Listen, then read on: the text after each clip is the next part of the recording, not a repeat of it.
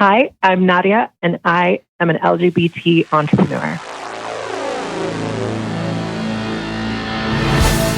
Hello, Out Bosses. Rhodes Perry here, and welcome to this week's episode of the Out Entrepreneur, a weekly podcast where I get to interview today's most inspiring LGBTQ bosses crushing it in business. And on this week's episode, we are welcoming Nadia McCullough, who is calling all the way from Costa Rica. So Nadia, welcome to the show. Hi, thank you. Glad to be here. Yeah. Well, I'm super thrilled to have you here. And for our audience, I just want to give a little more background about who you are. So Nadia is the co-founder of HiR Transcender, which is a $1 million accelerator program that connects transgender and non-binary entrepreneurs with investors. The business gives entrepreneurs the mentorship, training, and tools that they need to make a great pitch to the investors that they are seeking to get their businesses funding that they deserve to thrive. Nadia and her team see the business as a Shark Tank that meets RuPaul's Drag Race. I like that description. So as a trans woman, Nadia believes that this business is greatly needed to help expand economic opportunities to trans and non-binary communities at this crucial time in our movement's history. So Nadia, to kick off the interview, why don't you tell us a little bit more about your business and what makes it unique? Sure. Well, what makes HiR Transcender so unique is, first of all, it's the people that make it unique. You know, it's people like you and I. The program is a investment fund and coaching program that is geared towards trans and binary people. And what's so unique about it is that we as transgender people integrate genders like no one else can. And we do it on a daily basis and in our everyday lives. And, you know, there's nothing else out there that's like Shark Tank meets RuPaul's Drag Race, I don't think. There's nothing that I've ever seen like that. So that's what I believe makes us so unique. We're kind of a group that's inside another group, you know, like for the LGBT community, there's a lot of gays, but we're kind of like the group that's inside that group. So I feel like it's even more niche that needs to be helped and it's an underserved community that needs to be helped. Yeah. Yeah. And I like that you said that what you're doing is kind of a group inside of a group. So we had Paul Grossinger on the show. I don't know. We're over 100 episodes now. So I think it was around episode 50 or something. And he's from Gangels. So I think just to refresh our audience's memory, right? Like Gangels is founded to fund LGBT business owners, like many folks listening to the show, connecting them with the funding that they need. And, you know, when chatting with him, it seems that from the folks that he's working with and the businesses that he's funding, it's largely cisgender folks within kind of our rainbow family. And so I think what you're doing is super unique for sure, because there's such a great need, you know, when we look at our trans, non-binary community friends and family, in terms of just kind of overcoming barriers to getting employed, right? It just seems like entrepreneurship is that pathway. And one of the biggest barriers to entrepreneurship is, you know, having the funds to get started, right? Because we know that getting started on business costs a lot of money up front. So why don't you talk a little bit more about what some of those needs are, you know, based on your own personal experiences and what you know now that you've stepped into this leadership position and you're bringing together funders who want to do more to help our communities. Why the need? Why the focus on transgender and non-binary entrepreneurs? Well, I guess that really has to do with where the idea came from. I met my life partner on Grindr. And at the time, I was working as an escort. And I had been working as an escort for 7+ years. And at the time that we met, he messaged me and I had all of these things in my profile about, you know, like I had stacks of money and I had like diamonds and, you know, searching for generous guys and stuff like that. And he didn't really understand that. So he messaged me and we had a really amazing conversation. I was like, wow, this guy is like such a nice guy. He sounds super nice and sweet and really in tune with how I'm feeling and all this great stuff. Then I like told him the price and then he's like, oh, well, wait, I don't do that. I don't pay for sex. Like, that's not something that I'm looking for. And then I was kind of like upset because I was like, hey, well, dude, it's in my profile. Like, you know, why are we speaking and all of that kind of thing. But we ended up meeting and it was was just, it was undescribable, when you like meet that person that's for you and that really cares about you and loves you. And he said, well, since we met up and that's something that you in your professional career do, like, why don't I pay you back in the same way? And he's a business coach. So he coached me, and he was giving me all these ways of how I could improve my reach, or how I could make more money doing what I was doing. And everything that he told me that I could do, I was kind of like really resistant to it. And I was like, oh no, I don't want to do that. And I don't want to do that. And that basically sparked in me the realization that what I was doing, I really was not happy with. And I wasn't proud of what I was doing. And I was kind of like lying to myself and telling myself that I was okay because I was making all this money and I was like paying for whatever I needed to pay for. I was doing all that, but I wasn't happy because I couldn't be proud of what I was doing. And so that was the first thing that kind of sparked that I needed to do something else with my life. So then I got a job doing bartending. And then I ended up, making that first step towards doing something else with my life. And that was really important for me. And that's where it first started. And after I made that first step, I got a job at an upscale restaurant in New York, and I was making good money, but I was not happy. I was like not happy with the management and the people that were coming to the bar, and it just wasn't a good fit for me. But I still made that step to change my life for the better. And then I ended up getting another job working in luxury fashion. And again, there I was making like the most money I've ever made, but I was the least happy because I was not doing something that I felt was meaningful. Yeah, I was making money like selling these expensive clothes, but what does that really serve? Like what does that really do for the world? What does that help any community? And it doesn't really. So I really came to do this from an idea that my partner had about, and he's had ideas about this before with different businesses, but with my background and his background, it was like just the perfect kind of like melting pot where we just both were on opposite sides of the looking glass.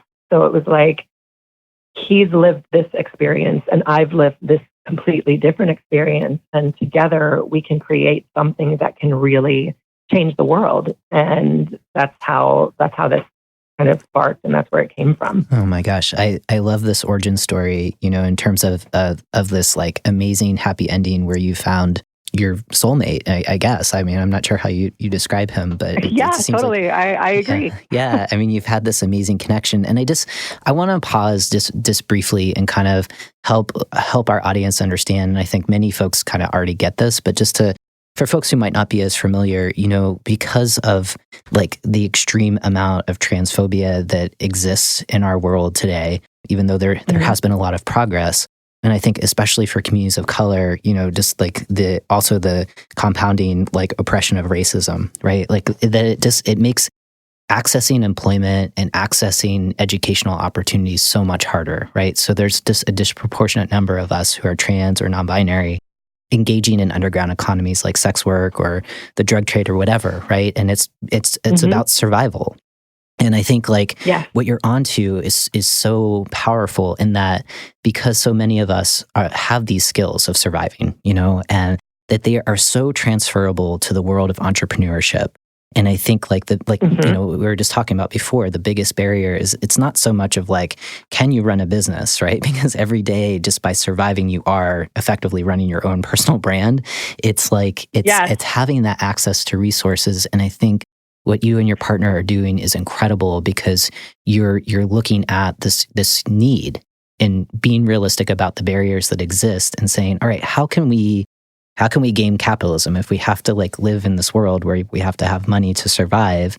How do we game it so that we can have access to it in ways that are alternatives? It's not placing judgment on engaging in underground economies, because for some people that's what they want to do, right? But and for many folks want other options, right? And so I think that is super, super smart. And so I'm curious, like, how are you describing this need to people with resources that invest in businesses all the time and may see investing in trans people as some kind of liability? Well, what I do is I kind of tell them about the applicants. We use them as examples of what can really be done, because there's so many applicants that have so many different ideas, and they have like ideas for creating one of them has an idea of creating a blockchain system and to fix the census.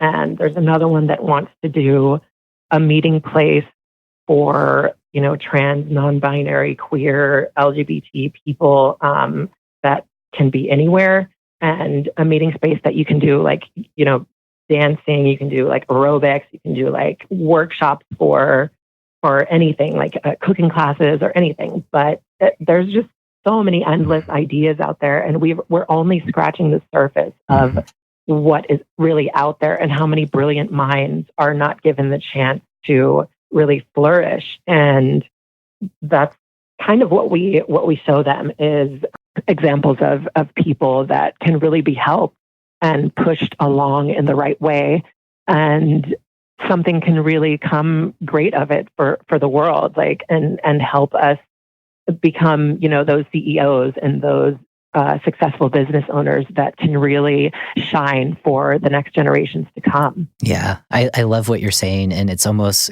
because of the creativity, the innovation, the kind of the spark to build community, you just let the applicants speak for themselves about their business ideas. And it's it makes your life so much easier. It's don't believe me, listen to people who just need access to resources and imagine what's possible if you give them the keys to the kingdom to open their businesses, right? Yeah, so, exactly. Right. So we know that there's a lot of barriers to accessing kind of career-oriented jobs, right, for trans and non-binary people. So as you're building your business and you're creating this ideal culture that's super trans-inclusive from day one, what's one thing that you're doing in your business now, or that you would like to do in your business, just to signal, not just to trans and non-binary people, but to LGBT folks broadly, that there's a place for them at HiR Transcenders? Well, the thing that's really amazing about the program is that we have so much support from all the communities. Whenever I've talked to different organizations about joining for a partnership, or, what we're doing and what the vision is, people really respond to it and people really love it. So there's definitely a place for everyone in this program. And we have people that offer their services. I mean, it's straight people, gay people, bi people, it's all kinds of people. And they agree, that this is something that really needs to be done. It needs to be kind of skyrocketed, because it will really change what happens in our world today. And that's really the cool part about the program, that anybody can be involved, and they might not necessarily be the same way involved that the applicants are, but there is definitely a way for anybody to help and be a part of the group. Yeah, I love what you're saying, where, I mean, it sounds like there's a lot of champions a part of what you're doing who are not trans or non-binary. They're kind of our cisgender champions, right? And that gives me a lot of hope, right? That there's more people pitching in and willing to build out this really successful business that you're building right now. And on that, as you're building your business, what's one thing right now that has you most inspired? It's making your heart sing. Oh gosh. One thing that has me, I wouldn't say inspired, but one thing that really lights a fire under me, I would say what happens with our rights on a daily basis, on a weekly basis, how our rights as trans people an LGBT community get stripped away. And these are rights that we've worked really hard for a long time. And for a country leader to just be able to take that away just because he can is something that really lights a fire under me. And also, you were speaking about trans women of color, seeing pictures of all of these beautiful, strong Black trans women that have been murdered and on a daily basis. That is what really motivates me. And that's what really inspires me to keep going and doing what I'm doing, because I know that it's not about me. It's not just about me as a person. It's about the fact that people can't be treated like this anymore. And it's time that things change and we move in the right direction. So if we can't just do something by just talking about it, we have to actually make action. Yeah. And that's the powerful thing about, I call it social entrepreneurship. You're not just building a business, you're leading a movement, and you're changing the world that way. And you're reminded by the pain and, the realities of the world that we live in right now, and trying to be, and trying to be that source of hope. And I think I commend you for doing the work that you're doing. And thank you. For context too, for folks that aren't as kind of plugged into the things that are happening out of DC right now, there is a move by the presidential administration of redefining gender in a very narrow way, which effectively would legally erase trans and non-binary people. Erase all of us. Yeah, legally. We're a ridiculous. Yes. Yeah. It's really, and it's unsettling. It's frightening. It causes a lot of anxiety. And I think what Nadia is doing is showing a different way. It's like we're never going to be erased. We're always going to be here. And not only that. Yeah, we're never going to be erased, and we're always going to face this happening. Yes. Like he's not the first world leader. U.S. leader that's done this, and he's not going to be the last. And there's going to be people that are after him that have the same ideals and want to strip it away from us also. But we just have to keep inspiring each other and have to stick together and kind of like just keep moving forward, because there are things that are going well for us and that have changed for the better. But we just have to move forward and keep with that and keep shining. Yeah. And I think this is where the business world can be, an incubator for social change. And you're doing that. And I'm curious, as scary as things do feel by the president's actions, do you find that, as you're building HiR Transcenders, you need funders, you need people that are willing to kind of write fairly large checks. Do you think that, are you seeing as a result of these really malicious attempts coming out of DC that more champions are ponying up resources to really support your vision? I kind of do. Like, that's cool that you asked that. And because everybody agrees, like across the board. Well, not everybody, but the people that I speak to, the organizations that are LGBT focused and mission driven that have the same missions as us, they agree. And that's one thing that I am super happy to see, is that when we talk to people and organizations about what we're doing that are kind of doing the same thing, but not, specifically for trans and non-binary people, that there's no competition. Like, it's like a no-brainer for them to say, hey, yes, I'm there to help you. Like, I am there to offer my services. I'm there to offer my time. I'm there to offer whatever you need from me. And that to me is a really beautiful thing. And it makes me emotional because it's right. It feels right. It feels organic, and it feels like we should just love each other and keep moving forward. I love that. I love that there's an outpouring of support for what you're doing, and that just has to be confirmation that you're on the right path, that you're doing exactly what you're meant to be doing here on the planet in this moment in time. Because trust me, it's definitely tough to keep moving forward. But when we get the support and the love from people, then that it just confirms what we're doing is right. And that, we need to keep going. Yes. All right. So speaking of keeping going, we have to go to a quick sponsorship break. And when we return, we're going to talk more about Nadia and what brings her to our rainbow family. So, hey, Outbosses, Rhodes Perry here. As you all know, part of my passion for this podcast is to empower you and fellow LGBT entrepreneurs to cultivate a feeling of purpose and belonging in your business. To know that you can show up and be the most authentic version of yourself. Purpose, belonging, and workplace culture are concepts I take seriously in my own consulting business. In fact, I'm on a mission to empower leaders just like you and those on their way to joining us to cultivate cultures of belonging. In my upcoming book, Belonging at Work, I share some of my personal struggles of coming out as a trans guy in the workplace and how I leverage this experience as one of my business superpowers. Now, I'm on a mission to support you in taking simple actions that will make a world of difference for anyone who has ever felt as if they needed to hide important aspects of themselves on the job. When you commit to purchasing a special, limited edition copy of the book, a portion of your purchase will support expanding workplace opportunities for fellow transgender and non-binary people. An added bonus, your story about what it means to belong at work will be featured on the book's website to inspire others. You're ready to belong at work now. To learn more, visit rhodesonamazon.com or text 444-999 and type the word belong. Again, that's rhodesonamazon.com or text 444-999 and type belong.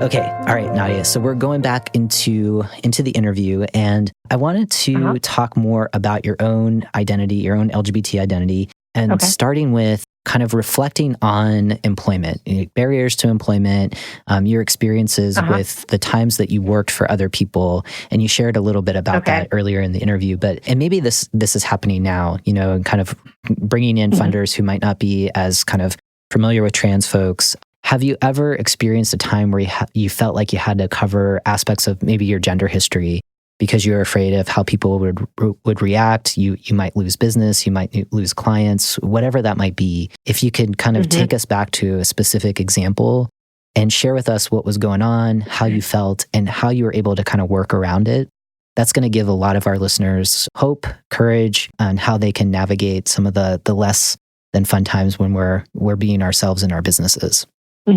Well, I mean, one of the things that I think about is before my transition, actually, it was like right at the time when I decided to actually go for it. So I was growing my hair out. I was actually making the step to go to work as a female. And I had a boss that was he was not okay with it. He was not comfortable with it. He would make it a point to come and make sure that I was wearing my name tag, which said Anthony, as that was my name before. Everybody else knew me as Nadia. Everybody was happy with me transitioning and, living my life as authentically as I wanted and just being myself. And they saw that I was happy as Nadia. But him, for some reason, it really just rubbed him the wrong way. So he made it a point to kind of like, not to the point of harassment, but like kind of like bullying. Like, you need to put your name tag on, like you need to do this, when all the other managers were completely fine with the fact that I didn't want to wear this name tag that made no sense because I'm serving ice cream to someone as a female, but I have the name tag that says Anthony. So it was very weird and it was very uncomfortable for me and it was uneasy. But the way I worked around it is I kind of like put it in his face more and was more proud of, I put on more makeup or like just use my hair bigger or like stuff my bra, make my tits bigger, like whatever. And then also how I worked around it was I left the job.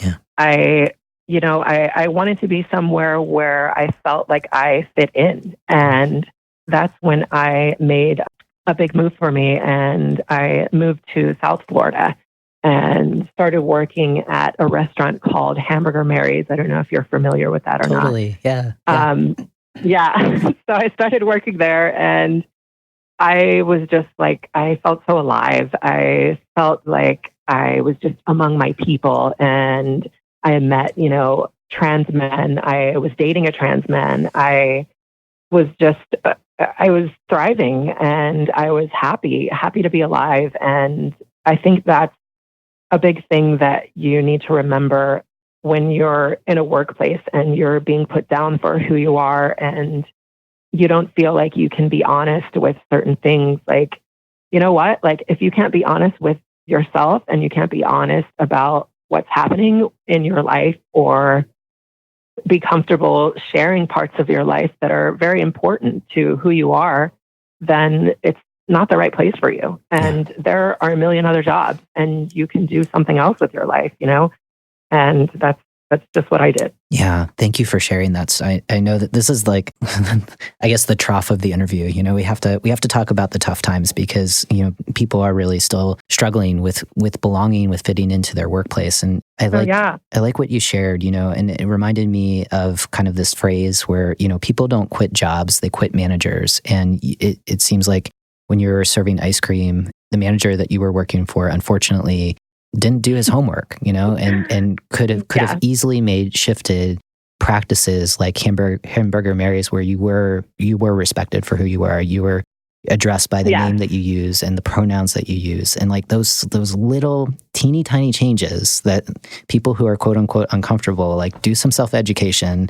learn best practices on how to really see the genius in your trans and non-binary employees, and basic respect. You wouldn't do that to anybody else. Like, and just that how workplaces still struggle. It's like, this is basic. Like, we're not even talking about like the more advanced stuff of like, maybe give us healthcare that could help us just like everybody else, But anyway, I digress. But I thank you for sharing that, because I do think that your story, as hard as it was for you, will inspire other people to recognize, like, there are jobs out there, there are employers out there that they're doing the work, care. They're trying, exactly. And that'll be your friend that will be supportive and that want you on their team because you are unique, because you're different, because you're beautiful, because you have an amazing heart and you are who you are. Yeah. And the other, like, the power of the show too, is there's so many people who are business owners who are listening to this, who may not be trans, they may not be non-binary, and they are also actively thinking about, hey, I want to have an intentional culture where my people fit in. And I'm learning from Nadia, I'm learning from Rhodes, and wow, this is such an easy change. We have name tags. I'm going to let people decide what they want on their name tag, and what pronouns. There you go. Use, right? Small, super tiny easy, super would easy. Have completely changed my life. Yeah. I know. It's like basic. Well, honestly, in all honesty, I'm grateful for that happening, because it wouldn't have led to me changing my job. It wouldn't have led to me meeting the people that I met, and it wouldn't have led to me becoming the strong person that I am today. Yeah. I mean, it's all about your journey, and and what you're doing now it's just brilliant. So I want to talk more on the empowerment side too. So, lived experiences shape us, and often we get shaped by the fire. So I'm curious for you, Nadia, being someone who's trans, do you see that as a superpower in business? And if so, how? How does it help you stand out? Okay. Well, I think my superpower would have to be, somehow I'm really good at helping people be comfortable with what makes them uncomfortable about themselves. Yeah. And one of the ways I do that is with being so open about my own story and about my insecurities and, being a sex worker, and at one point, like, being very depressed, and, it really like helps people open up and share their own stories. At first my story was about being gay. So I had to come out, I came out at 15, and that was what I would tell people, like, and that made me so happy with myself, was being honest. And every time I was honest with somebody, it just made me feel even better, because then they were kind of like, oh, like, well, cool. Like, you're who you are, and that's cool that you are who you are. And then, after being gay, it was coming out as a trans female. And now that I'm being honest with about escorting and the move I've made into, doing a different career path, I share those deep, dark secrets about myself. And the more you share with people, the more people kind of respond and open up and share their own stories. I have one of the applicants that came to an event that we hosted in New York last month. It was our first Transgenders event, and one of the applicants came up to me, and he was like, it was our first time meeting, and he was like, thank you so much for your vulnerability, and thank you so much for being so open, because you helped me be open. And that to me was like such a huge compliment, because at times I'm like scared, like, am I saying too much? Am I being inappropriate? Am I being a mess? And, he really confirmed that as sensitive as I am, like, and as free as I am, I'm doing the right thing. And there was a couple, we have a restaurant here in Costa Rica, my partner and I, and there was a couple that came from LA, and they actually didn't even get to eat dinner with us because their car broke down, like, just like maybe half a mile down the road from where we were. So the car is stuck. So my partner and I walked to go sit with them in the car because they're obviously not going to have dinner with us. So we go to them and we sit with them in the car, and we told stories. We had an amazing conversation, and they ended up inviting us back to their vacation spot at a beach that was about an hour away. So they invited us to dinner. They haven't even eaten, the food that we were preparing, but they invited us there, and I was so nervous. I was so scared. And my partner was like, just tell them that you're trans. And we ended up telling them the whole story about how we met and that I'm trans, and, the program that we're working on. And because you never know who really you can be honest with and who you can't, right? Totally. Like it's always kind of like a safety issue and a business issue. So once I was honest, she like completely was honest with me about, an eating disorder. And it was just so cool that she felt so close to us to share that information. And it was because I felt close to them and wanted to share that information with them. And it's kind of like an endless cycle. Like the more that you're open and honest, the more that other people will be open and honest with you. And the more that your missions align and they see your mission and you can work together. Yeah, I love what you're saying. And it's like, it is a risk. It is a risk to share aspects of your gender history. It's a risk sharing stories that I think the old model of leadership is you can't share anything personal. It's like this kind of baby boomer model of like, no, nothing personal in the workplace. You have to be the all-knowing, infallible leader. And if there's any like cracks in your armor, then you're not quote unquote leadership material. And I think what we're learning more and more, and thank God for Brene Brown and all of the scholarship that she does around vulnerability studies, is like the more vulnerable you are, the more relatable you are, the more people are going to build trust and rapport with you very, very quickly. And you're a shining example of that. Every time you share your story, it is a huge risk because, like you said, you don't know how people are going to react. And there are real safety issues. And yet you're standing in your truth. And that's either going to attract people right to you, or you're going to learn really early on, you know what? You're not going to be someone that I'm going to work with, and that's okay because I don't want to work with you, right? And I think that it kind of gets rid of the riffraff, like right from the beginning. Yeah, and it saves you so much time. And I think that's an example, for business owners in general, even if you're not trans, right? Like this still relates to you, where it's like you lead with what you do and with what you're passionate about, and you show up as your full self. And if people don't like that, it's okay. There are billions of people on this planet. Someone will buy your product. Someone will be attracted to what you do. And you just have to trust who you are and trust your voice. There's only one voice that's true, and that's yours. So don't try to be someone else, right? That was beautiful. Yeah. Beautiful. Well said. Awesome. I love this. I'm having fun. Podcasting is great. Me too. So, I knew I was going to. Yeah, this is awesome. Okay, so I have one more question here in this kind of personal reflection of, what brings us to our rainbow family. And it is this. I mean, in essence, HiR Transcenders, like you're giving back to LGBT communities. And, as you become profitable, as you think about social responsibility, of the profits that you're bringing in now or that you are likely to bring in the future, how are you reinvesting that into LGBT communities? Oh, gosh. Well, hopefully what will happen is we would really love for this to be a normal thing. And so the whole point of this and the whole goal is to just create role models for people like us, like people like you that have these amazing podcasts that let people like me explain our stories and get people, on board. And so the goal is to create role models. So that's how we're giving back, is role models and employing people of future generations, and basically just changing the view of transgender people and non-binary people, that, we're not freaks. We're not that weird. We're not that crazy. Like, we all don't deserve to just die. Like, we're people also, and we can be CEOs. We can be successful business owners, and we can have power just like anyone else, and I think that's what really will solidify our place in society. Yeah.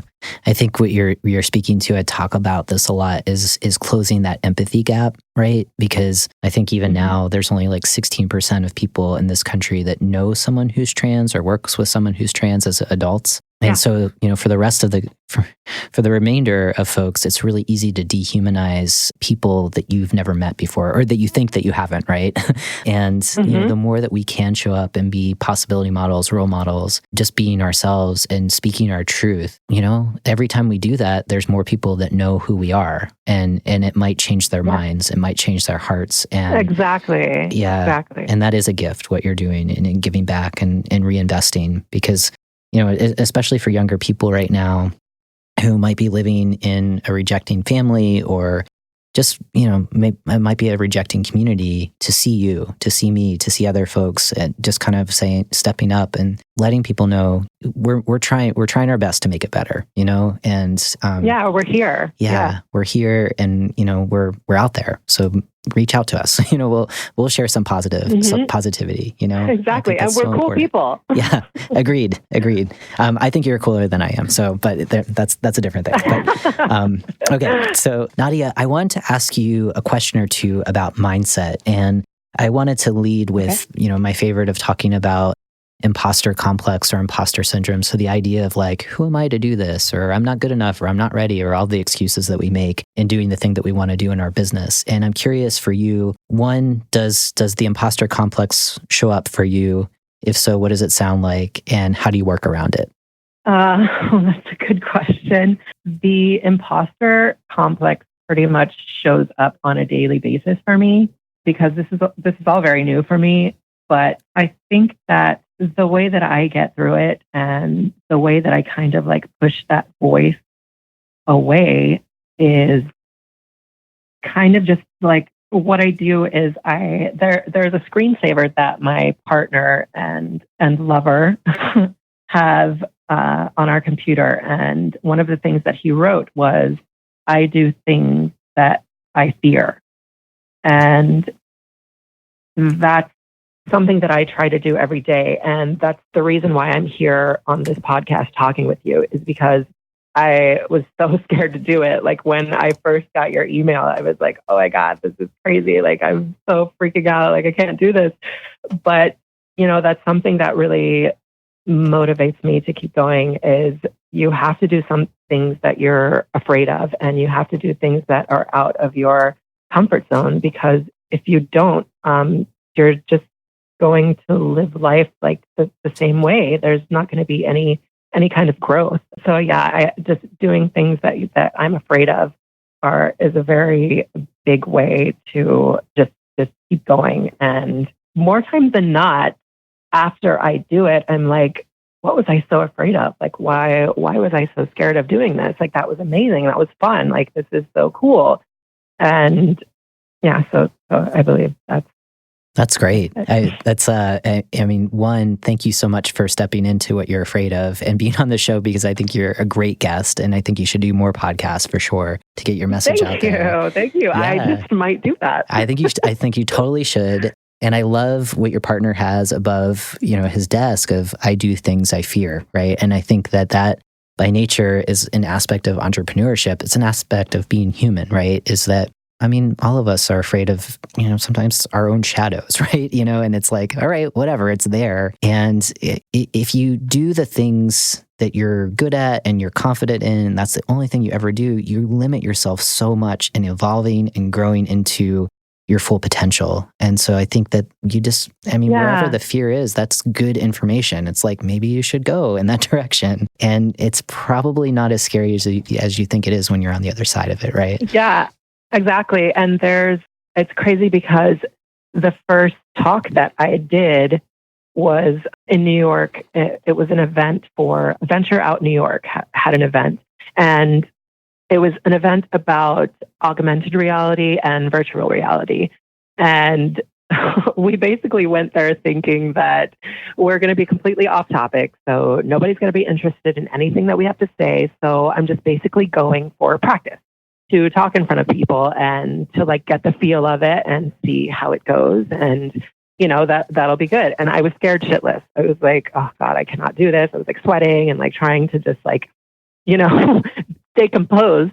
And so what ended up happening is that I got up there and I just, I was talking about escorting. I was talking about sucking dicks, and people really, like, at the end of that talk, I had the most people coming up to talk to me because they were interested in what we were doing and how we're helping people. And it's just amazing. Like you never know like what's going to happen. So just do it. Just try it. Just put yourself out there.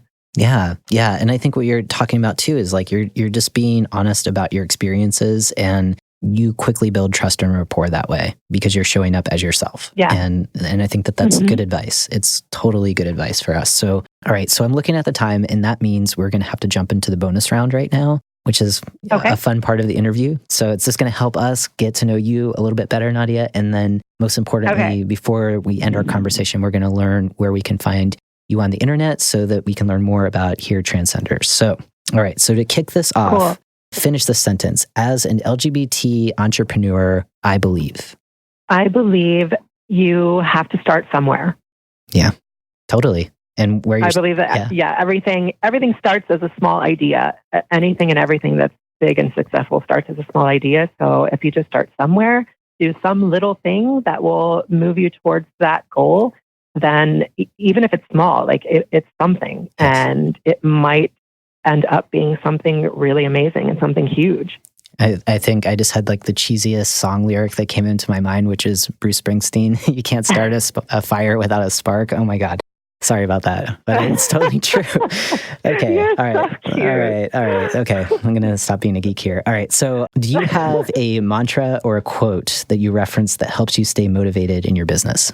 There's a quote called The Greatest Fear that really keeps me motivated. And it's all about shining and staying true. You should really look it up. And it really helps me to stay focused and remember that I am an amazing human being and that I should shine and that I should push forward and that I'm doing the right thing. Yes, that's great. So on moving forward, when you're talking about your day in and day out experiences as an entrepreneur, can you share one personal habit that helps you master yourself and your business? Personal habit. One of the things that I do is I really like to run in nature. And here in Costa Rica, it's like you can go to the jungle and run. Like even if it's just around my house, like I can go to the jungle and I can run and I can think about things and I can clear my mind and I can just tell myself like, I can do this. I'm strong. Like I'm capable. I'm able-bodied. Like I have a brain. I have a heart. I have compassion. All the things that I need to tell myself to keep motivated and to keep thinking the way that I'm thinking. Yeah. I'm kind of like a trained endurance athlete. And so that's my background. And the moving meditation of running is just, it's super cathartic, and just being outside in general, even if you're just sitting outside, there's just something about that just, I don't know. That's exactly. Great ideas come from nature. That's all I have to say. Yes, exactly. What are you most grateful for in terms of being a business owner who's also an out boss? I'm most grateful for working with people like me. I would say like people like you and who want to help. Like I was saying earlier, like all the organizations that I've spoke to that are really like down for the cause and that are so happy to help and so willing and so like it's just so aligned with the vision. And that's what I'm most grateful for, is like being able to collaborate with amazing, beautiful people like myself, and making our community even tighter and our network even bigger and our reach even stronger. So on that note, can you share one piece of advice to inspire the next generation of outbosses to take that first entrepreneurial leap? I would say finding role models. Finding role models was something that was super important for me, before I came out, even at 15. That will really help you. Just find that person that you look up to and talk to them and get their advice on how to do what you're trying to do and how they got where they are. And 9 times out of 10, they will love to explain to you exactly what to do and how to do it, because, they see themselves in you, and they'll be happy to help you. So don't be afraid to ask for help from someone that you admire and that you look up to. Yes, that's one of the main motivations why I started the show, was to find other LGBT entrepreneurs so much further on the path than where I was at when I was first getting started in business, and just to connect with them, to know that I and can. They're so willing to help. Yes, I agree. Yeah. And just like already hundreds of people have stepped forward, like yourself, to say, yeah, I'm totally in to talk about my business. And I think the show alone offers so many role models, possibility models, however you want to name folks that you can look to that have figured out something about showing up authentically, being themselves, and building really amazing businesses. So Nadia, thank you so much for your time and for inspiring fellow outbosses.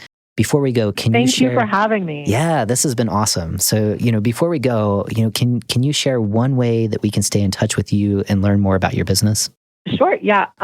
You can go to the website. It is here at there. It's kind of like a dual website. So you can find our restaurant and the HiR Transcenders on the same website. So the website is hiradventure.com. That's HIR adventure.com/transcenders. And that's how you can find the information for the restaurant. That's how you can find the information for the program. And that's how you can get in contact with us. And actually, if you also go to the Facebook page, HiR Transcenders, you can message us directly. You can message me, and I'll be happy to answer any questions or talk to you about whatever you need to know. I love it. All right. So outbosses, thank you so much for tuning into this week's episode. It is always my privilege to connect with you and so many inspiring outbosses like Nadia. Nadia, thank you so much for being on the show. It was really a great conversation.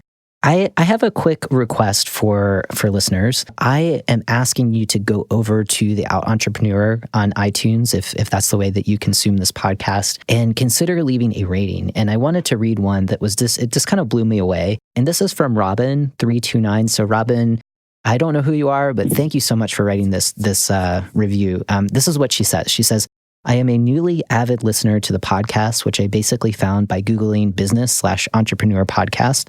I don't consider myself part of the LGBT community, but I love the podcast and really appreciate what you do.